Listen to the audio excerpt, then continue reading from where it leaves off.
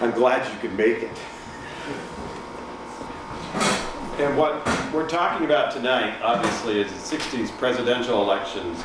And one of the things that, and Ken was a colleague of mine down at Elderly Services when this had its first run through. One of the things that people seem to constantly say is today, when you're looking at what's going on today in the world of politics, is that it could have never been this, this, or that. Well, a lot of things that are happening now had its roots in the 60s because media was becoming involved in things. And what I was trying to do is set up to show you some things that would say, yeah, I can see this is what it looked like in the 60s and this is what it's sort of morphed into now. But the other thing is, I look around here and I see people with the same hair color that I have, or at least you have hair. But one of the things is that you will have recollections, and this is what I want to hear too, because as somebody said, in 1960, Brenda, the heckler, in 1960, I was a second grader. And so, but I do have this limited thing of voting in class. It wasn't because I was some civic-minded person, you just did it. And I think in second grade, that was a traumatic moment in my life because the teacher that I had grew upset with me, which I can't understand how that would happen. And she just slapped my face once, and it's because I would say yuck instead of yes. And I went home and told my mother that, and she said, well, you probably deserved it. And I think to myself, and then by 64, I'd gained 4 years, so now I was like a sixth grader or something really important like that. And then by 68, I was a freshman. I was a freshman in high school over at Bristol High School. And that's where Chauncey Eldridge and I got to be friends. But that took a year to get through to be a friend, because the first time, it wasn't if Chauncey was here, he'd have to smile saying, I was difficult, apparently, as an 8th grader taking algebra because I didn't want to, so apparently I didn't make it easy. But by the time I was a freshman, I'd seen the light. And my parents had threatened me enough times, and Mr. Eldridge was okay by them. And so it was interesting because as an 8th grader, I was really interested, as an 8th grader, as a 9th grader, I was really interested in the political scene and all the stuff that was happening in 1968, I was paying attention to. And apparently all these other people in the class weren't, which I thought was really interesting because they were all upperclassmen and I thought they were a lot smarter than I was, and they probably were. But what happened was the day Robert Kennedy was assassinated, Chauncey and I actually had this conversation that stunned him and me because we were both talking. I was talking to an adult and he was talking to me like I was not the dweeby little freshman that has been a pain in his ass for 2 years. Because it took me 2 years to get through Algebra 1, but I really knew it at that time. So, and I finally got to vote in 1972 because 18 was the age I could now vote, and it was, an election year. And I thought that was a pretty big deal. So, but anyway, I digressed, and we need to move on. So, as somebody will point out, I didn't put Lyndon Johnson there because I couldn't figure out how to make him fit. I do know how to do it now, but I didn't want to waste all that talent. So, but in 1960, who was able to vote in this room? You could just kind of like... Who was able to vote? Yeah, yeah, no. I voted for Dwight Eisenhower. Oh, 56 or 52? Oh. And I voted for Harry Truman. Okay, see, I'm feeling good now. Yeah. So, I'm expecting the class, when I first went to Elderly Services, they said, Rick, some of these people may fall asleep. And I said, I can handle that. I did that with teenagers.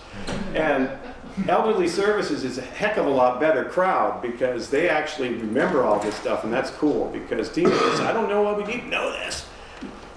So, this is where we start, and hopefully this will work. Oh, it did.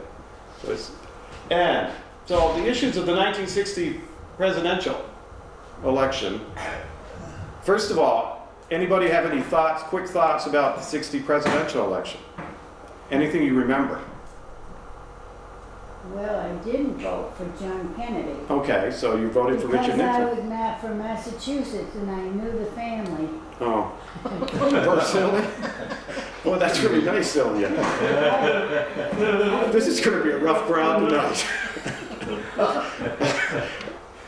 I just didn't think he would be a good president forever. Okay. And it didn't turn out very nicely though, did it? No. The heck's on it. Gerald, do you have any recollections?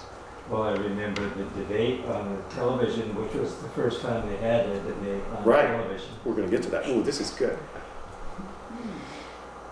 Ken, do you remember anything we talked about in You know, April? my problem was I grew up in a strictly Republican family, so I'm sure I voted Republican because that was the only thing to do in those days. Okay. No, I just, That was from Massachusetts too, Yeah, right? yeah. okay. I grew up during the Depression, and I remember Franklin Roosevelt was the best president we ever had, and so I was always and forever a Democrat from that point on. You know, I knew that, and the reason I knew that was one of your, I don't know what you could call nephews, walked into my office one day with a picture of Richard Nixon, and underneath the picture it said, "Would you buy a used car off this man?" Right. Oh, yeah. Right, and so I put that up, and somebody said, "Where did you get that?" And I said, "No, I said to, I think it was Mark at Flowers." I said, "Where did you get that?" "Oh, Uncle Gerald." And I said, "Really?" And I said, "I can put it in my office because people walk in and will ask me a question and I could go on about it." And I said, "So I'm kind of thinking your Uncle Gerald probably was a Democrat." "Oh, yeah." And I said, "Wouldn't that make sense then?" I said, "Yeah." So, see, that was a learning opportunity that I didn't have, but so. But anyway, so the issues. And so there was the Soviet Union, wasn't Russia then, it was the Soviet Union. And the Soviets were in space with Sputnik. And this is cool because I'm talking to people who actually know what I'm talking about. And we were telling people we were falling behind the Soviets in science and technology. And so we were going great guns. Back to the arms race, the nuclear arms race. The United States was falling behind. And what's an interesting piece about this is that Senator Kennedy, when he went through the primaries, and so I just jumped ahead. But the primaries at that point in time didn't mean you were going to go to every state to sell yourself. You pick and choose. And apparently, with the Democratic Party, one of the things that was also in the back of their whole repertoire was that you had city bosses that were going to be able to promise votes. And so what happens is that you picked and chose where you were going to be successful or picked places where you had to be successful. And Kennedy did that. And so he jumped over several people to get to be the nominee. But once he was the nominee, he was saying there is a perceived missile gap, that we have to do something about this. And in a few moments, you will find out that we weren't the ones that were gapped. It was the Soviets. And they were nervous about Kennedy simply because he was saying we have to build more. And by the time he would get to the White House, he realized that right in front of him, he says, we have a 10-to-1 ratio over them. And so the Soviets then cranked up their armament making capabilities, then we had to crank ours up. So the idea of cutting the gap was kind of this thing that was built on ideas that maybe weren't really true. They weren't fact-checked, I guess. So anyway, but the idea of the United States going into space too was going to come from this. The Cold War with communism, so we had to stop Soviet aggression worldwide, Europe, Asia, and even in the Caribbean. So Castro was coming to power in Cuba, and he found an ally in Nikita Khrushchev. Now, so one of the things also that happened was Kennedy's Catholicism, Protestants were fearing undue influence of the Pope in U.S. affairs. Of course, you can all read, and I want to impress you that I can handle this. So Kennedy had to go to had to be involved in the West Virginia primary simply because it was a Baptist state, And what he had to do was prove that he could get votes so that the rest of the country could see that he could win non-Catholics. And he did. And civil rights was starting to percolate now because starting in 1960, there were lunch counter sit-ins and demonstrations, and so now race in the United States was becoming a campaign issue. And so some things never change because that's an issue now. And so what will be a turning point would be Dr. Martin Luther King would be arrested for basically leading a march without a permit. They put him in jail. And what would happen is it was a turning point in the whole drive to the White House. Robert Kennedy, who was the campaign manager for his brother, made some calls and got Dr. King released from jail, which sent a signal that the Kennedys were interested. Well, Robert Kennedy was more interested than John Kennedy, and what he had to do is make sure that his brother, if this all hit the fan, wasn't going to have some issue that it was going to cost him votes. Instead, it worked out really well. Richard Nixon at the time didn't really want to get involved, and the Republican Party was trying to just stay away from that. And they never really mentioned the idea of race relations as something that had to be dealt with at that point in time. Anytime anybody wants to say anything, you can jump right in, because I really mean that. Let's see, gotta work my... Okay, so now, one of the things that you always hear about John Kennedy is what? When he... Personality? Yeah, personality, but he was young. So, somehow I don't get a lot of things, because if you're 43 and the other guy's 47, that doesn't seem like a lot of difference in age. But Kennedy came across as being a younger guy. And Richard Nixon, John Kennedy was a senator, Richard Nixon was vice president of the United States under Dwight Eisenhower, or working with Dwight Eisenhower. So, at first, Nixon is a household name. John Kennedy would become one because of, in many cases, if you look darn good, they can market that. And that's what they did. So, but age 43, seems like not really old age, but it seems like young compared to the other people who wanted to be president. And I'm going to probably be wrong, but the two candidates both are around 70 years old, running for office today. So I guess they didn't get the memo on the young thing. But anyway, okay, the perception. Kennedy was too young. He was a Catholic. He seemed soft on communism. And he stressed the need to improve America's economy for minorities, for improvement of America's overall growth. So the idea of being soft on communism was prevalent in the 50s, and so every political party had to show that they were strong. You know that.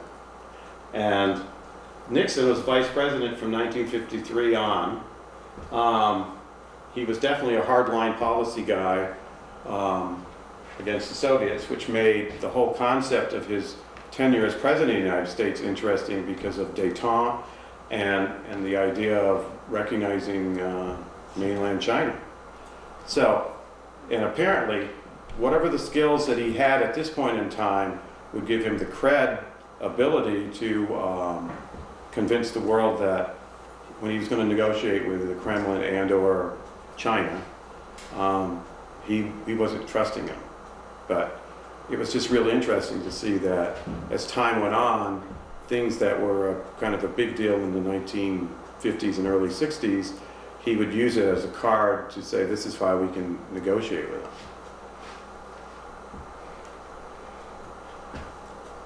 This is not a good sign. Okay, there he is. Okay, the debates. I'm jumping a little bit because I want to get to, and John Kennedy normally doesn't have a little pointer head into his, but, so the thing is that there were 3 debates. Now, here's the thing. They would debate in 1960, but there would be another 16 years before they had a debate again. And maybe after this year, they may not want to debate at all again. So, but one of the things is that the first debate was held in Washington, D.C. On the 26th. And then there would be a debate in D.C. on the 7th. And then October 13th is really an interesting debate because Nixon was in California, Kennedy was on the East Coast in New York, and the whole thing with debates at this point in time, there was no audience.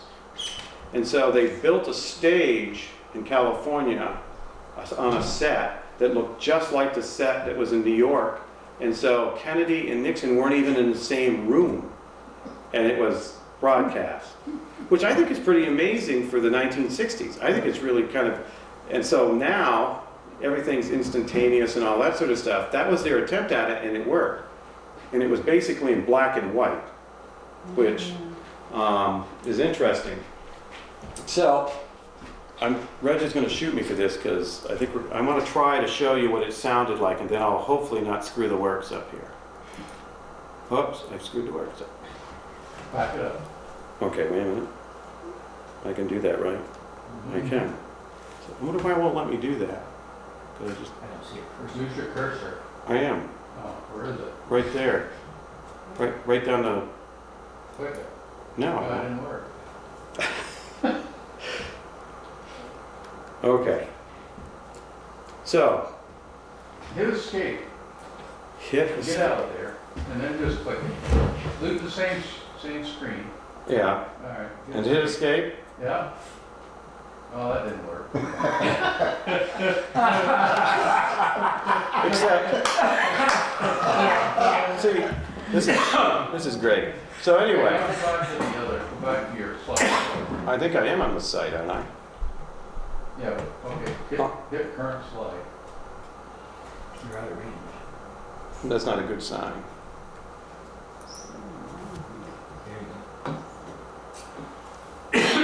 There you go.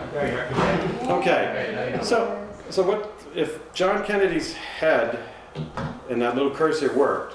What you would have seen, you can go online and pull this up. It's really neat because here's this debate that people said this reminded them of Lincoln Douglas, but it's like it wasn't the same kind of connection. This was something now that media was going to get involved with, and so it was in black and white. And what would happen at that first debate was that Richard Nixon had spent 2 weeks in the hospital, and he was released, and what he'd done was apparently banged his knee into a car door while he was campaigning in North Carolina. Well, the knee became infected. Now, I don't know what that was, but it was infected. So he went to the hospital and had these injections of antibiotics, and it must have worked real well because it took him 2 weeks to get over it. He gets out of the hospital after spending the 2 weeks there and says, as you're going to see in a moment or two, I hope, that he's going to visit every state when he's running for president. And that wasn't one of the great moves of all time. And he would run again in 1968. He never said anything like that. But what occurred was that he shows up in the debate and he looks tired and haggard. Well, yeah, he was, because he was trying to make up for lost time. And true, that the thing about it is people could say, they could see him perspiring and he had like 5 o'clock shadow. Well, he always did. And he does perspire because people do that. Well, Kennedy didn't look like he was sweating anything, and Nixon did, and people were saying he looks old and haggard. Well, he just got out of the hospital.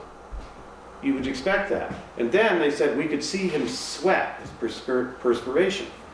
And, you know, to be quite honest, it wasn't until I was with Ken this spring and we were looking at it on a big screen like this, you could actually see it.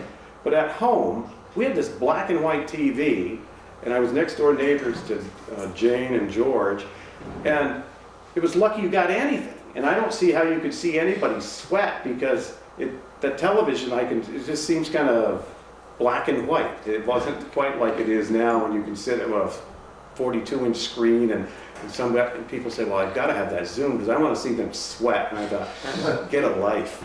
But, so what happens is the debate goes, and it is like, you can go home and do this at home. You know, some people say, don't try this at home. You can, if you have a computer, go to YouTube, type in the debate, Nixon debate the first time around, and you will find that the civility between the candidates is incredible. They refer to people as who they are, not slurs. But the other thing about it is they're positive. Both come out and they're offering their wares of what they want this country to do, and it's positive, and it's not trying to tear everybody apart, which is like listening or watching a debate and actually keeping score, because there's certain steps along the way that people have to, the premise goes out, they go back and forth, who handled that the best. And it was so civil, it's unreal. And the main thing is there wasn't some kind of gallery of hooting and hollering every time their candidate got up. And that was really neat to watch. But it was like, it was formal. And so every debate that was shown was like that. There was not a crowd. They were trying to get the American public to pay attention to where they wanted the country to go. And it's amazing. So if this click would have worked, it probably would have taken a while to get it fired up through here. But it's worthwhile if you want to see what it looked like in 1960. And as I said, after 1960, they didn't do this for 16 years. And I thought, yeah. The impressive part that I got out of that was that each one of them said, I agree with you on those issues, but I have a different way of solving it. Yeah. Which is about as positive as you can get with each other. But I just thought that was kind of interesting. And it's so unlike today. So they had their 4 debates, and people say that after the first debate, there was and it was never verified by any independent polling service or anything like that, said that if you listened to it on the radio, you had the feeling that Richard Nixon won the debate. But that can't be proven, because I went in all the sites that have EDU I went to, so that I was going to read something other than, some 5th grader in Des Moines, Iowa, put it on Wikipedia, and he'd hope that would, be a great report. But a lot of the stuff now is backed up by EDU, which is an education sort of component. And what occurred was, then people watching the debate live were impressed with Kennedy was sort of keeping himself under control, and he wasn't sweating, and the idea was that he was made for this kind of a medium because he looked good. And so I keep thinking, and this might not resonate with anybody, Senator from Illinois, Everett Dirksen, had the hair that was kind of all over, and he had a great vocabulary. But the idea was, it'd be hard to sell that guy maybe, because he just didn't look like somebody who was going to draw in voters. But you listen to him, he made a lot of sense, and he was really a good senator. It didn't matter what political party he was, he could think. So that's where we're at with the debates. So, anytime, don't let me think. Okay, here we go. Okay, Francis Gary Powers. Everybody knows who Francis Gary Powers is. This thing's got a little atomic button on it. You want it louder? I don't know what this button does. No, I don't want to do that because something bad will happen. Wait a minute. Oh no, look at that. Okay, that's his plane. He was a pilot, gets shot down. He's supposed to die, he doesn't. And what's the big thing is that with Eisenhower's foreign policy at this point in time was that we said we didn't know anything about the plane. And then they paraded him out, and he says, I'm Francis Gary Powers, and I was working with the United States, and I got off course. Well, being off course in a U-2 spy plane isn't something that you really want to announce to the world. And so this was a problem because Eisenhower and Khrushchev were supposed to have a meeting to discuss world affairs. Khrushchev says, no way, because then Eisenhower just said, yes, that was our plan. So it wasn't a high point in time. Then Castro at this point in time shows up in Cuba. It's a nice picture of Khrushchev over here. And Castro is still around. So the idea of this was a serious issue.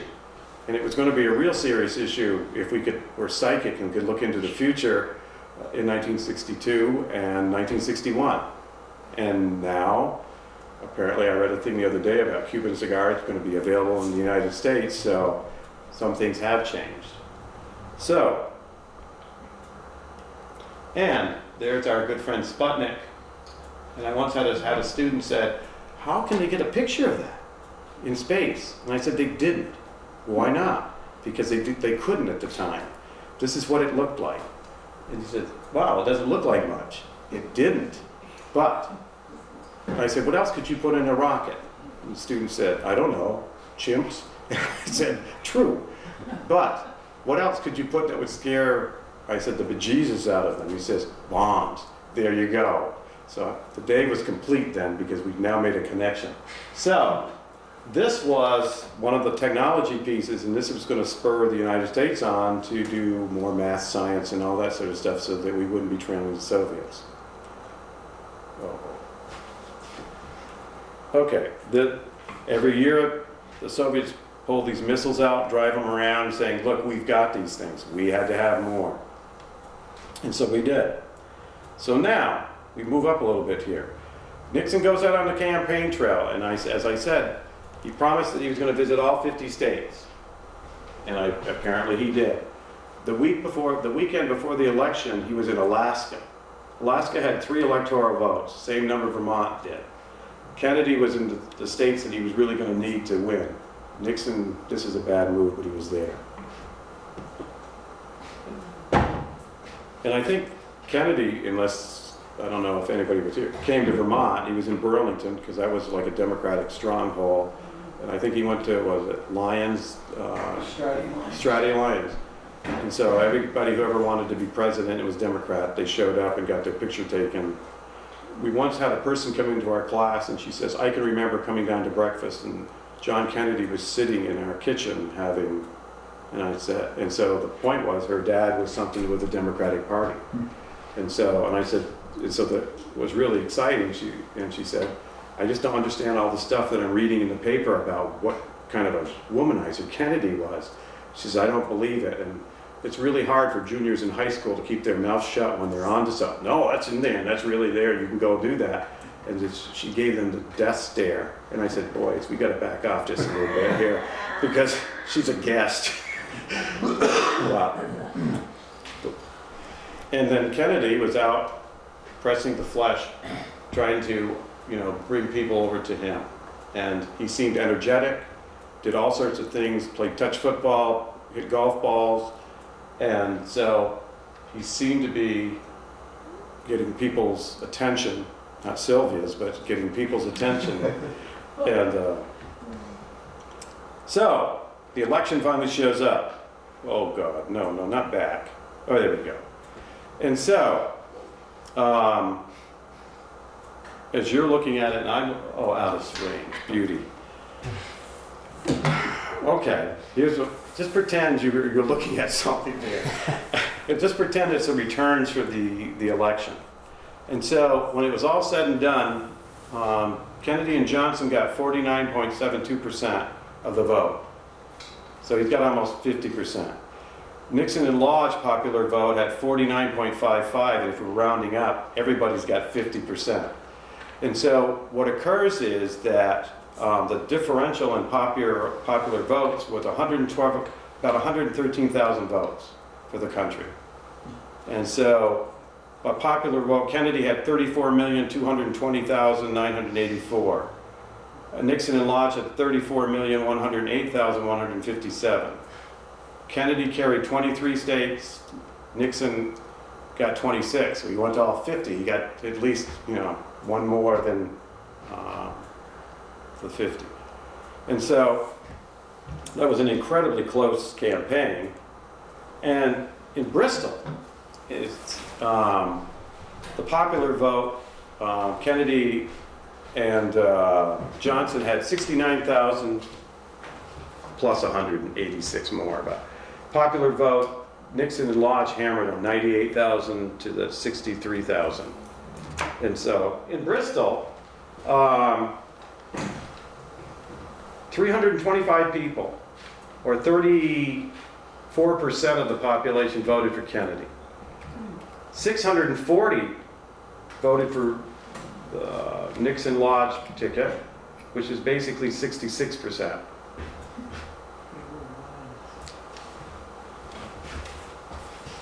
And so the rest is history. You keep going there, you're doing a nice job. Okay, now I'm sliding into the campaign of 1964. And if you can imagine, up on this screen right now, you'd have a color picture of Lyndon Johnson looking very serious and Barry Goldwater just looking out at the camera. And these are the two candidates that the American public got to choose from in 1964. There was several other candidates that wanted a job, but Johnson pretty much had the lock on it because during the summer of 64, he would sign the Civil Rights Act. That was a major component of the Democrats. And Barry Goldwater would capture the nomination over Nelson Rockefeller and William Scranton and all these other people. But Goldwater basically hit a nerve because he was a conservative, and they were coming out, they wanted him.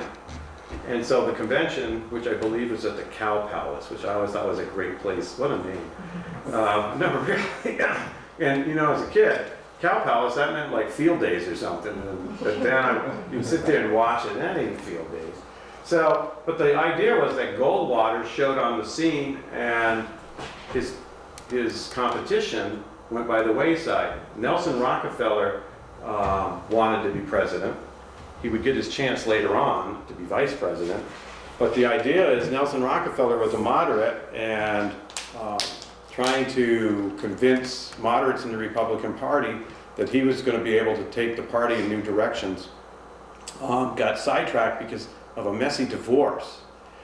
And at the same time, just before the convention, he left campaigning to go with his next wife, who was having a baby at the time, and the American voters had real concerns about that kind of stuff, which seems, in many respects, pretty minor compared to life and times in 2016.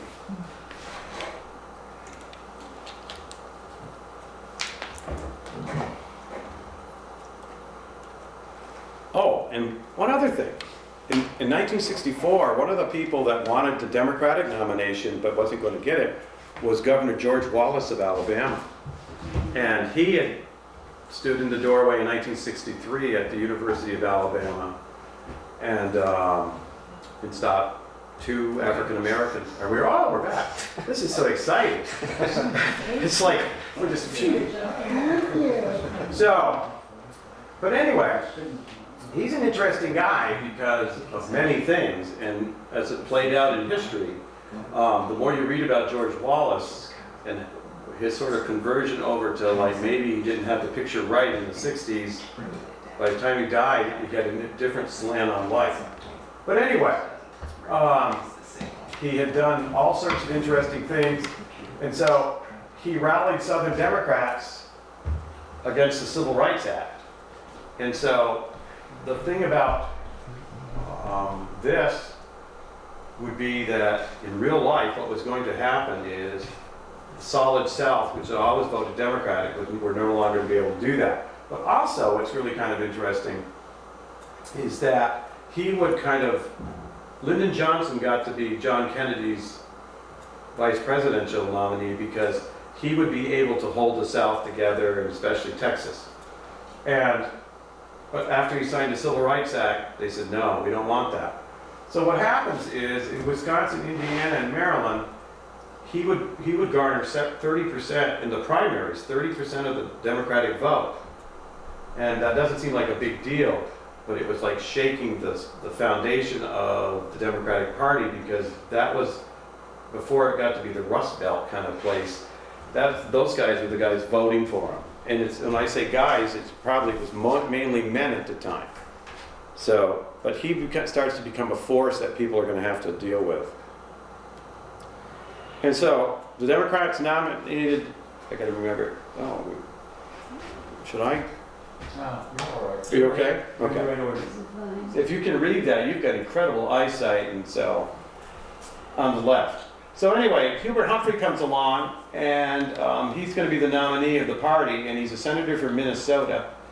And he also, he's another one that gets sort of lost in the whole thing. This thing is early as 1948. He is pressing the United States Congress to start thinking about, we need to integrate. Because in 48, Truman integrated the armed services. And he was ahead of his time, as he was, I think, the mayor of Minneapolis or someplace like that. And he basically had a line that was drawn that he said, we're going to treat all people in this city the same. And he really meant it. And so he was way ahead of people in the civil rights piece.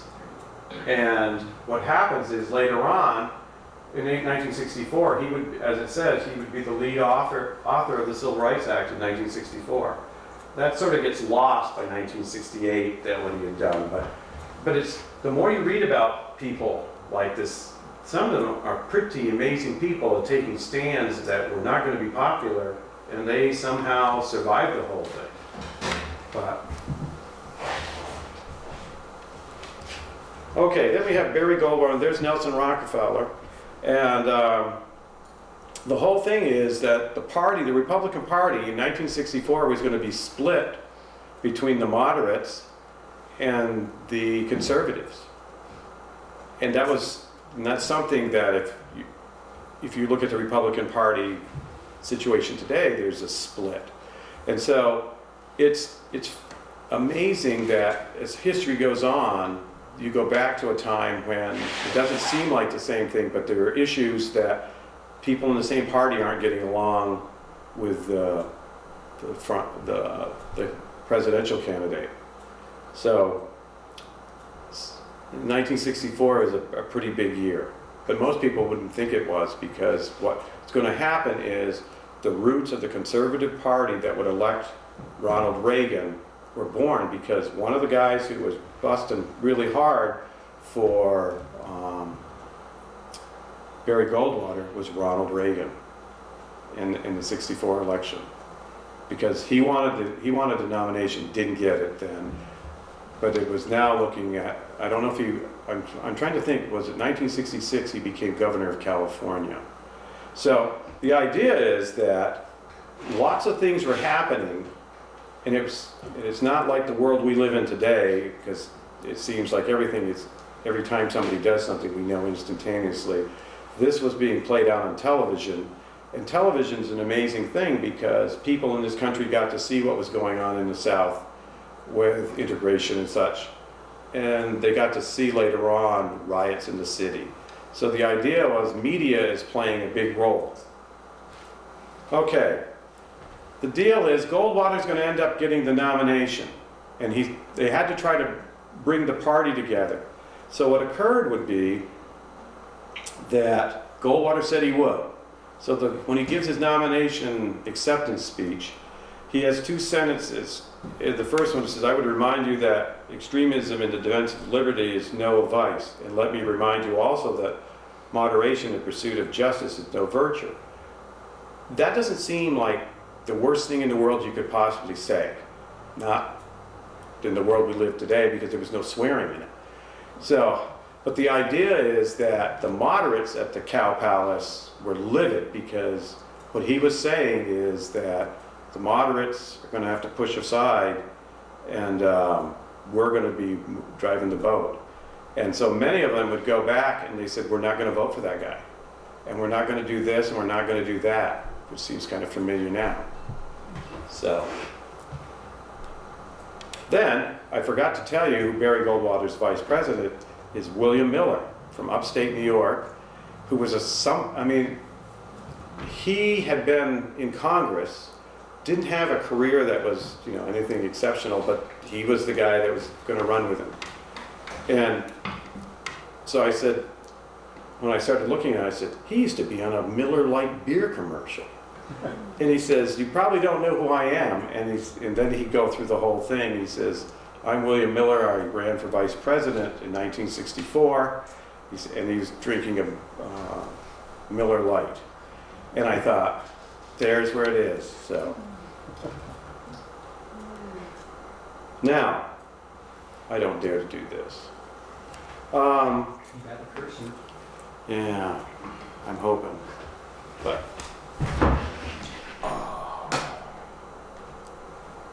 oh, it'd be help if I had a cursor plugged into this thing. I gotta use it. I hate. Oh, I'm gonna screw this up. Okay, there I go. Trying to think what. Okay, do I have to hit like control? Click Just it. click it. Left side. Left side? Yeah. Over here.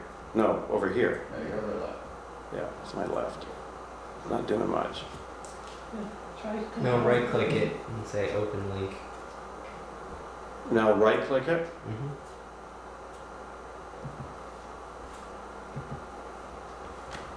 Does it need to be touching? No. Okay. Right click is not getting. Okay, maybe I'm gonna try this. How's this? Get rid of that block square on it. Back off, click. Okay. Just click it. Okay, now just go up and click it. Now click it. On the right? No, the left button. Because that's just on cursor, so you're it might even just copy the text and put it into Google. Might be a thing to do too.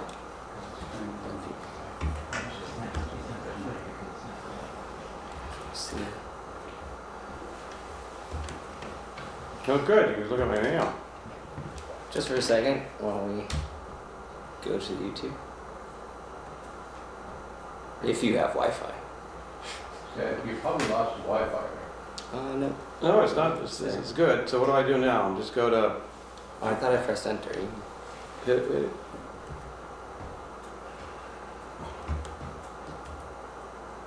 Then we can move on, I think. If we can get back to where we were. Check back on it later.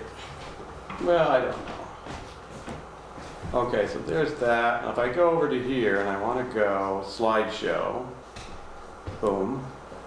I'm going to go from this current slide, boom. Whoa. Now click it. Now click it. Boom. Sometimes control click works. Yeah, it's spinning.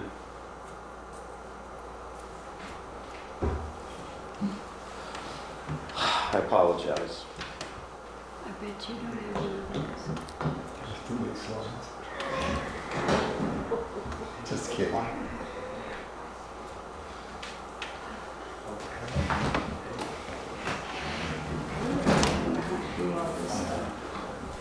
What you're going to see is a commercial. I've got a screen, you don't. This is exciting. A commercial that was aired only one day. And it was a commercial that was, now it's frozen. Well, not anymore.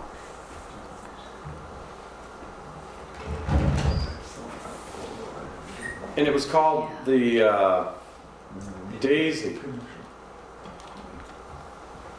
Oh, I got the girl right here and she's not doing it. Come on.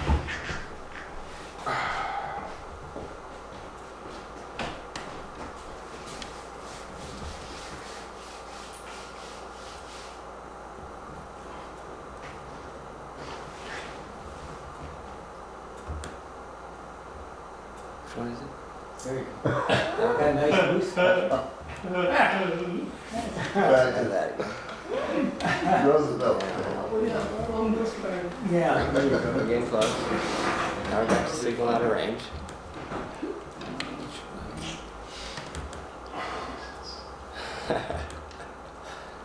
I'm gonna edit this all out. No, good. No, I think this is what we do.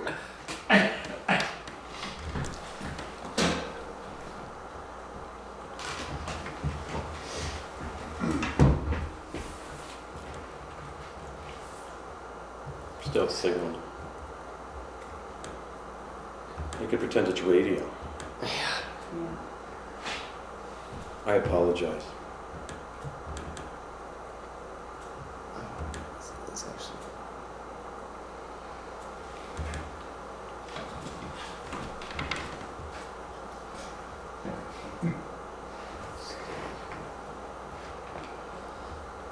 Mhm. Sounds like they have a hilarious time down Yeah. Let's try this. Quilting ladies.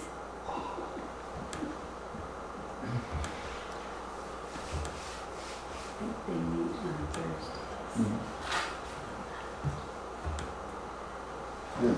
Well, we might as well move on. Okay. Thank you for trying. It will come back at some point. I'm Okay. Sure. When we least expect it. Right. Okay. The commercial that was the daisy ad basically said, it showed this little girl pulling a daisy apart and having difficulty with the counting thing, but that wasn't the issue. But what happened then, as what was going to happen after that the commercial showed, was an atomic bomb going off. And essentially saying that Lyndon Johnson's voice would be heard, but these are the choices we have to make. One dealt with, we could be, doing things that would enhance the life of this child, but if we don't, what's going to be is the destruction of us all. And then it says, vote Lyndon Johnson November 3rd. And that was the only one day that was there. And because it was like an attack ad, 1964 style, that they said it went over the edge on it. They shouldn't have done that. And then what the Democrats came up with was that they had the confessions of a Republican in 1964. They had this actor come on and he's smoking a cigarette. Obviously, that was the pre-day of cancer was going to get you. What happens is that he kept saying that he would have been a Republican forever. His father, grandfather, everybody, and his son had voted for him. But this year he couldn't do it because he thought Barry Goldwater was a dangerous kind of guy to be around because he didn't feel like he would get us involved in things that could really be bad. And so that was his take on it. It was 4 minutes and 10 seconds long, which is a heck of a long commercial. But that's what it was, and that apparently was allowed. The Democratic Party used that, but it was so dark and sinister, both the Daisy thing and that. It left nothing for imagination about why you not want Barry Goldwater. And also the thing about Barry Goldwater was that, gotta go back to the old slideshow. They said he occasionally go off script, and they couldn't trust him to say what he was supposed to say, and he would say things that somebody would have to try to explain. So I guess some things. Got it back. Huh? Is it back? Oh, there he is. Oh, there's Barry. But I'm afraid in this ad, this is his campaign ad, that it says, look, this is what Lyndon Johnson said in 1960 when he was running for president, and it was like something dealing with Fidel Castro. And then he brought up the fact that our dealing with Fidel Castro really wasn't working out real well because we were lucky we weren't into a nuclear war during the early 60s. So with that being said, you know, it's in your heart you know he's right. But people didn't want to vote for him because what would happen is this. Johnson and Humphrey would get 486 electoral votes. They only needed 269, 270. And the states that they carried were basically in the South and Arizona. Now, back in Vermont, the popular vote, for the first time, they voted for a Democratic president. Popular vote, 108,127 people voted for Johnson and Humphrey. 55,000 basically, voted for Goldwater and Miller. And in Bristol, 575 people said they voted Democratic, and 363 voted Republican. And that would be it. And the other thing is, this election changed the geography. The Democrats no longer were a force in the South. Conservative Republicans began steps to be a major player in the Republican Party. African Americans voted for the Democrats. Ronald Reagan campaigned for Goldwater and the conservative cause. And in Alabama, I found this really amazing. They refused to allow Johnson to be on the ballot, and they did the same with Harry Truman in 1948. So, I guess they weren't very progressive that year. Okay, I'm going to hustle this along. By 1968, we had Richard Nixon, Peter Humphrey, and George Wallace. I remember reading a book a zillion years ago. It was called Selling of Richard Nixon, because they had to rebrand him, which is a term that wasn't used back then. And one guy was explaining that they had to make Richard Nixon like the newest toothpaste that everybody had to have. And so that was their strategy. It was going to be a brand new Richard Nixon. And apparently it worked, because he was going to get to be president. But, so 1968, the year starts off, we were in war in Vietnam. The Tet Offensive was going full bore. And it was at a time when we were the American government was telling the public, things are in control. We're in control of the situation. Tet shows up the new year, and everything hit the fan. Because there was attacks in South Vietnam at 130 hamlets, villages, and cities, in a coordinated attack, and we were supposedly winning. It didn't go well. And then, what kicks it is Walter Cronkite, when he said one night that Vietnam has become a stalemate. And Lyndon Johnson, somebody said, my God, we've lost this. If we've lost Walter Cronkite, we've lost Middle America. Well, I've been reading about Lyndon Johnson and what he was doing at this point in time in life. And if he didn't say that, he should have. Because either that or somebody that worked for him basically said that. Walter Cronkite also was onto something, because Lyndon Johnson in the 1960s, like 1965, had issues with depression. He wouldn't get out of bed, the President of the United States, because he felt that the whole thing about Vietnam was going to be a quagmire that we weren't going to get out of. But the whole idea of fighting communism and being strong was something that they had to keep in order to get votes. But I was reading a book about how Lady Bird used to go up and literally pull the covers off and said, "You've got to get going. You're the President of the United States." And I'm thinking, I'm glad she didn't share that on some kind of tweet or whatever. Had a tough day with Lyndon. But no, and that's just an amazing thing that you just think people in charge know this stuff. Also, what rises a guy named Eugene McCarthy, a senator from Minnesota, wasn't he, or was it? No, it was Minnesota. Mm-hmm. And he was a guy, it was interesting because the most ill-at-ease person in front of cameras and stuff, and it just wasn't made for him. But college kids seemed to like him for some reason. Yeah. So he would be the guy that's going to challenge Lyndon Johnson. Oh, there's Lyndon fading, but Lyndon, on March 31st, told the American public he wasn't going to accept. This is after McCarthy got almost 40% of a vote, or 30-something plus percent of a primary vote in New Hampshire that was out of this, from a sitting president. And he, on that March 31st night, said, I will not be a candidate. So, what then happens is, Robert Kennedy, who Johnson despised, came along and said, I'd like to be your nominee. So now it became this race between Eugene McCarthy, Robert Kennedy, and anybody else who, I think Hubert Humphrey was still thinking he wanted to be president. Oh. Okay, so just after that, Martin Luther King is assassinated, and the world is kind of like, what is going on here? And so, being assassinated at the Lorraine Motel in Memphis, Tennessee, Kennedy was in Indianapolis and had to tell a black audience that Martin Luther King had been shot and killed. And he did.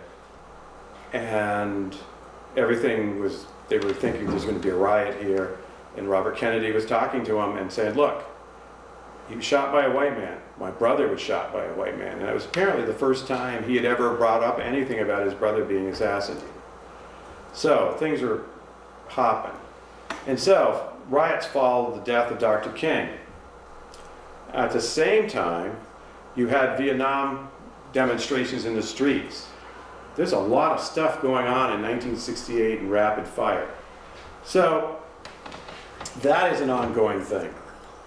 Then, in June of 1968, Robert Kennedy would be killed in Los Angeles after winning the California primary. So, all that's percolating. Then, the Democrats are going to have a national convention in Chicago with Richard Daley as the mayor. And so what would happen is essentially you had demonstrators versus Chicago police in what was essentially a police riot. And the convention floor had tear gas wafting, wafting in, or wafting, or whatever, and people are sitting there saying, what is going on here? And so the whole thing is that this is all happening in one 6-7 months period of time. And so when people say things couldn't be any stranger or worse than today, well, yeah, they probably could. And that's the thing about history, is that if you live long enough, you can see that things have happened in the past. Then, finally, Hubert Humphrey and Edmund Muskie would be the nominees of the Democrats. We have Spiro Agnew and Richard Nixon. Nixon, the presidential nominee. Spiro Agnew, former governor of Maryland, would be, it looks like somebody's doing something to him. I don't know. You get that, it's got a real, so anyway, but then we still have the American Independent Party with George Wallace and Curtis LeMay, who was a general in the Air Force, who was a member of the Joint Chiefs of Staff, who, I read somewhere, it was General Curtis Bomb LeMay. Yeah, he was the pilot when they dropped the atomic bomb. So, them into the Stone Age. yeah. And so, but it's an interesting thing, because he was an advisor to Kennedy about the Bay of, not the Bay of Pigs, the missile crisis. And he was saying, just take the whole island out. And Robert Kennedy said, I think we got a better idea. But anyway, so this is an amazing thing. But here's the best part, I think, of the whole year. By December, after this whole thing is all figured out, we orbit the moon right at Christmas time. And that may have been the most positive thing that happened. But it's just one of those amazing times in history. But anyway, so the issues, law and order, end the draft. And Nixon was in favor of ending the draft. He was against communism. In Vietnam, we had to help them. New leadership, he would be the leader. Humphrey wanted to continue the war on poverty, expand civil rights. Was really quiet about Vietnam because he was the vice president under Lyndon Johnson. And finally, he separated himself, and what was a big, it was a huge discrepancy with the polls, but by the end, Humphrey had made up a lot of ground. So, when it was all said and done, Wallace didn't expect to win. He just wanted to make sure that he would deny the two major parties a victory, and then he could negotiate something. He was popular in the Deep South. He was popular among young men, white young men. Popular candidate with blue-collar workers in the North and the Midwest, and would take votes from Humphrey. So, here's what it all came down to. Nixon and Agnew would get 301 electoral votes. Humphrey and Muskie got 191. Wallace and LeMay got 46, which is pretty amazing for a third party. And the popular vote was 31,783,783, which I thought was kind of an amazing number they could come up with. And then Muskie and Humphrey had 31,271,000, and the third party got 10 million votes. And so in Vermont, Nixon and Agnew would get 53% of the vote, more or less. Humphrey would get 44, and Wallace and LeMay would get 3.16. In Bristol, Nixon would get 569 votes. Humphrey would get 332. Wallace and LeMay got 50. So, 60% of the people in Vermont voted for President Nixon. Vice President Humphrey would get about 35%. And in the end, Wallace would get 5% of Vermonters, which at the time, 68 was that moment in time where Vermont, people were coming to Vermont and they would never leave. And so, no, it was really... And they were Democrats. And that's right. And today, I was listening to the poll stuff, and there are more registered Democrats in Vermont than there are Republicans. And I thought, how could that be? And then I said, oh, yeah. Because if you go to the, Vermont Historical Society, they've got the thing on, they got the show or display on Vermonters people coming to Vermont in the late 1968. And it's really interesting because it's like the hippies have come to Vermont. They've got all this sort of stuff up at the Vermont Historical Society. But, so the idea is that when you look at the race that we have today, and you look back in the 60s, which doesn't seem that long ago, there are all these trends that are starting to happen, and it's been sort of accelerated because of media. And technology today has changed lots of things, because if you have like a phone, ads are coming to you from candidates even when you want to use your phone. And when you go online, they are hitting you there. It's not just getting you, pounding you night after night when you go, if you're going to watch television, but it's just, that took off, I think, in the 1960s. It was just something that was ready to happen. So, that's it, ladies and gentlemen. Whoa.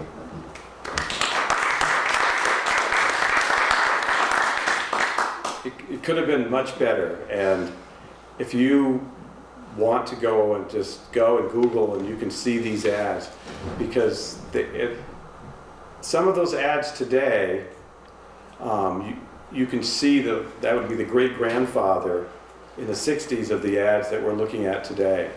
And then you didn't have PACs that were doing it. It was basically the political party. And so what has changed markedly, I would assume most people would say, is the PACs can go anywhere they want, and the political parties basically stay with something that is going to try to attract people to their cause, as opposed to just hammering people. But I think it's really interesting, and it'll be interesting to see where Bristol falls as the election comes up, because I think that'll be interesting, real interesting. Yeah, Ken. Rick, it's my feeling that when we talk about the change in politics in Vermont, and we talk about the people coming into the state, I think what really got the Republican Party on the downhill slope was the break between Rockefeller and Goldwater. Mm-hmm. Because the Vermonters of those times, especially our U.S. senators and governors, they were all on the Rockefeller side of the issues. That's right. And the other thing about it is that, like, the last time George Aiken ran for the Senate, he spent like $17 and something cents for postage. And that was it. But, you know, it's just an amazing thing because people will say, I can't believe things were worse or, you know, this was happening. Well, if you keep looking back, you're going to find people did really squirrely things back then, but they weren't under the microscope of what's going on today that, you know, people text and then those darn things show up again. And back then, they just said something and nobody would say that they said it or just got lost somewhere. But I just think it's really interesting, and it seems like when you look at the people like George Aiken and such like that, they seem to be in business to help the people of the state regardless of what political party you were.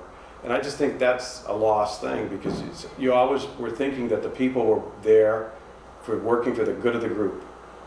And that's the thing that seems to be missing because it seems that in many cases people are working for the good of them. And then everybody else is sort of left watching. Brenda. Yeah, so our present system, present debates are descendants of this. Who do you think that Donald Trump is descended from, Nixon or Wallace? Goldwater.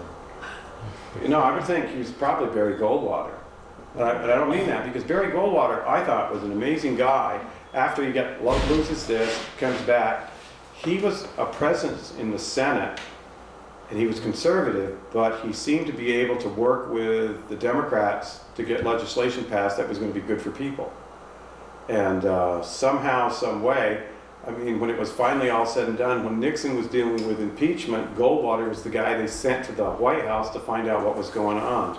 And Goldwater told them things they didn't want to hear, and he thought it was like a lost cause, and people got all upset at him. But apparently he didn't worry about people being upset at him because that's what they were most of the time. But they would re-elect him, and I just think that's says a lot about people.